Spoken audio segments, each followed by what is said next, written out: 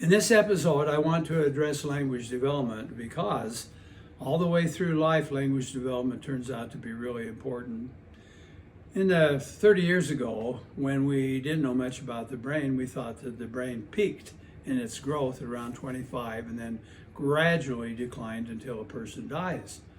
Well, since we have PET scans and MRIs now, we know that's not true. The brain continues to grow, and one of the areas that it grows has to do with language. So why would it matter about language? It seems to be natural, and it is natural. There's evidence that even when children grow up without much association with people, they develop sounds and grammar that is unique to them, even though it's not any kind of recognizable language. So there is a structure in the human brain for language, and there's a structure in the human brain for language in its native environment. So one of the reasons for focusing on language development is that the more words, the more grammar, the more structure of language, the better adjusted people are in relation to their environment, A, and B, likely the better they are at coping and better able they are at manipulating the world around them to be successful. The word manipulating is used in a nice way. So in language development, we're talking about vocabulary and we're talking about grammar. Grammar is the definition of words and punctuation and the meaning and so on. And it is important that children develop that. So if you were really motivated, you could start teaching your children language right from birth. You'd start talking to them on the way home from the hospital. And when they change diapers, and talk to them. And instead of making weird sounds, talk to them. Use words, tell them. And so they begin to recognize the sounds of these words. Then about 3 months, a child commits, their brain commits to focus on the sounds that are associated with their native language.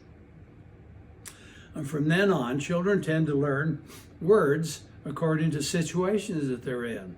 So mealtime, they learn the words having to do with that, eggs and milk and so on. They learn the words having to do with going to bed or getting up or playing games and so on. Then they also begin to apply them in terms of reading. And it's very important that we read early and teach the kids to read early. So the more words they know, the better they understand the world around them. And so it would be wonderful if you wanted to help your children develop good reading habits by the 2nd or 3rd grade. Now, reading and language matches brain growth. So quite often pay attention to the notion that boys lag from 7 to 9 months behind girls in their brain growth. And so boys will be in the 1st grade, 2nd grade, and they may lag in reading, and you might think, oh, he's not really smart. No, he's a boy. And then quite often during the summer between the 2nd and 3rd grades, brain growth happens. So all of a sudden they're beginning to read and so on. It's something that's really important for kids. So besides that, language development in elementary school tends to predict high school vocabulary growth, and high school vocabulary growth tends to predict grades and other kinds of achievements.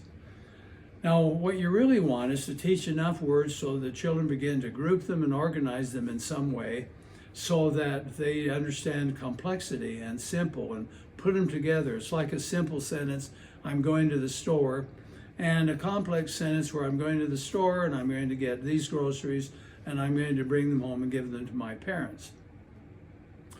Now, in another episode, I talked about pragmatics, but you can hardly talk about language without pragmatics, because pragmatics has to do with the idea that we think with words. The more words, the better we think. And so we want to use words for this situation.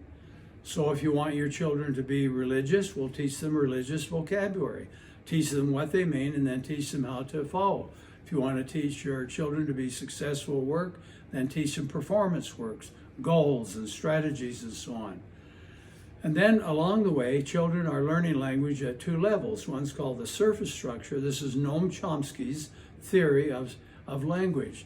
So there's 2 levels, the surface structure, which is the meaning of the words and grammar, and a deep structure, which has to do with the uses of words and how they apply. Sarcasm, for example, is part of the deep structure. And deep structure has to do with things that meaning, like irony and other kinds of situations. So, for example, one of the most famous examples is on a restaurant wall, you could see the sign, if you think this service is bad, see the head waiter, meaning check with the head waiter and complain if you want to. But without changing the words, you could change the tones and the emphasis, and it would read like this. If you think this service is bad, well then see the head waiter, and that's the deep structure of language. Now families, as it turns out, because of the communication, build a family code for language. And so the words, if you think, well, should I be focused on the words I use? Yes, you should. Because if you allow any words, including swear words or vulgar words, for example, then your child will build this into the idea that these words are appropriate for this family. So if you want your kids to be polite and respectful where language is concerned, then you would teach them what words not to use and what words they can use, and then ask them to use the good ones over and over. So lastly, why? Why all of this? Well, the world's greatest ideas typically are stored inside language. There are poetry, there are great novels, there are great films, there are great other kinds of things. Now art, like paintings, for example, also store our great knowledge. But even when you get to art, you want to talk about it and explain what the artist is attempting to do. So I hope you will satisfy your children by working hard and giving a great deal of time to expand their vocabulary, get them away from the internet games, and make sure they learn words so that they can be literate and understand the greatest ideas ever produced by mankind.